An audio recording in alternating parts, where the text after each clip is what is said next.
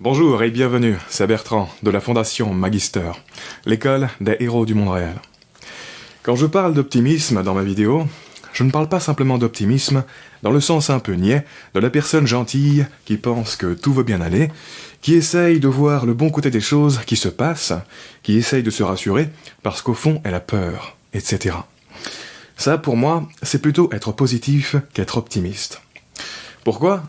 Tout simplement parce que l'optimisme est pour moi fondamentalement lié à la création et à l'action. Et donc, je parle davantage d'optimisme dans le sens de voir le bon côté des choses qui n'existent même pas encore. C'est-à-dire les choses que l'on va faire dans le futur. Je parle de l'optimisme de la personne conquérante, dont l'esprit est calibré pour activement trouver des ouvertures et des opportunités inattendues pour avancer dans sa vie et surmonter tous les obstacles qui sont sur son chemin.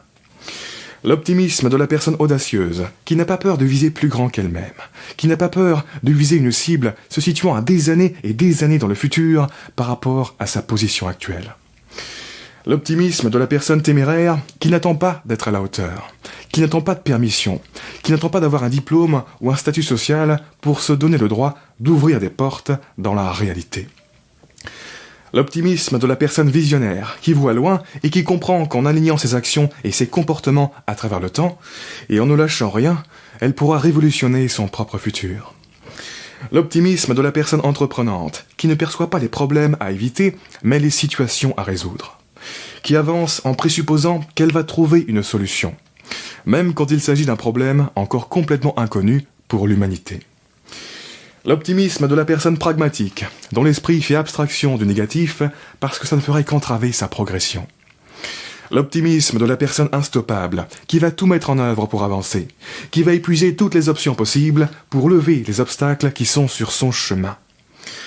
L'optimisme de la personne adaptative, qui n'essaie pas à l'avance de déterminer comment elle va faire pour réussir, qui ne s'inquiète pas des détails de son plan avant d'avancer.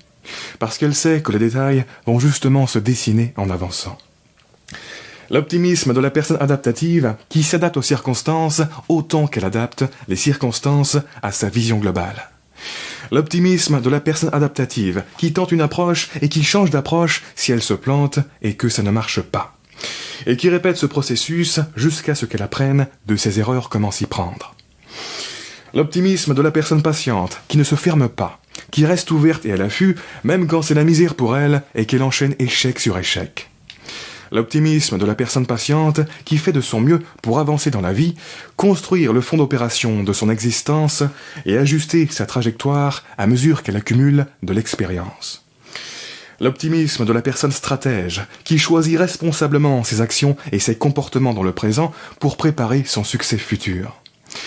L'optimisme de la personne stratège qui passe tellement de temps à se préparer et à comprendre à l'avance la façon dont fonctionne le monde qu'elle sait déjà comment gérer une situation particulière avant même que cette situation ne se manifeste. L'optimisme de la personne stratège qui par sa compréhension, ses actions et son attitude crée les circonstances. L'optimisme de la personne inébranlable qui reste droite même quand tout le reste s'écroule ou s'est écroulé autour d'elle. L'optimisme de la personne téméraire et persévérante qui croit toujours qu'elle peut réussir une chose après des années et des années à se prendre des murs et se faire écraser par les bottes de la vie. L'optimisme de la personne téméraire et persévérante qui, quand l'univers tout entier lui indique à répétition que ça n'a aucun sens, que ce n'est pas possible ce que tu veux faire, qu'il n'y a aucune chance que ça puisse marcher, lui répond « Va te faire foutre. Va te faire foutre bien profond l'univers. Ça ne sert à rien d'essayer de m'écraser avec tes grosses bottes.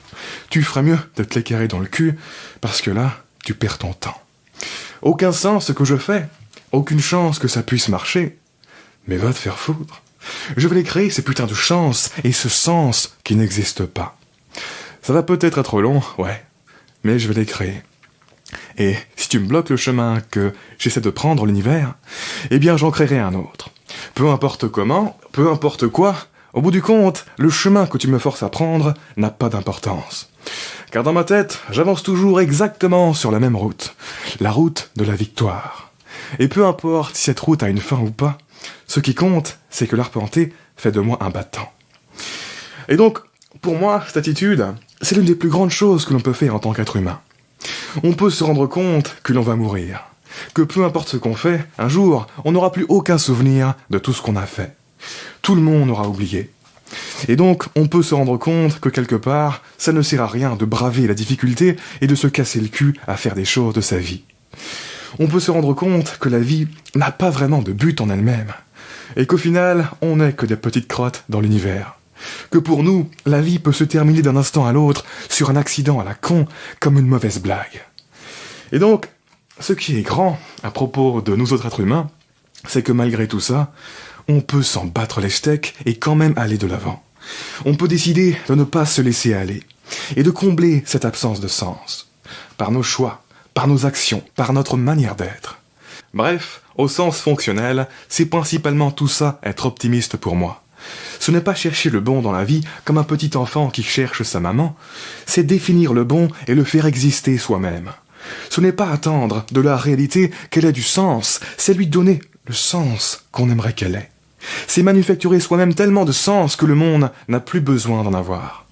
Ce n'est pas positiver sur ce qui s'est passé ou ce qui est en train de se passer, c'est projeter d'une manière positive et vibrante ce qui va se passer. C'est activer et maintenir toutes les prédispositions mentales de son esprit pour faire des choses, partir gagnant, adapter son plan aux circonstances et réussir. Autrement dit, de manière résumée, l'optimisme, c'est l'orientation effective vers le futur, indépendamment de tout ce que le présent peut être ou ne pas être. Du coup, je ne parle pas d'optimisme comme d'un truc pour les niais. Non. Je parle d'optimisme comme de l'une des armes mentales les plus puissantes dont on dispose. L'arme qui te fait aller vers le futur que tu vises. L'arme du créateur. L'arme du visionnaire. L'arme du champion.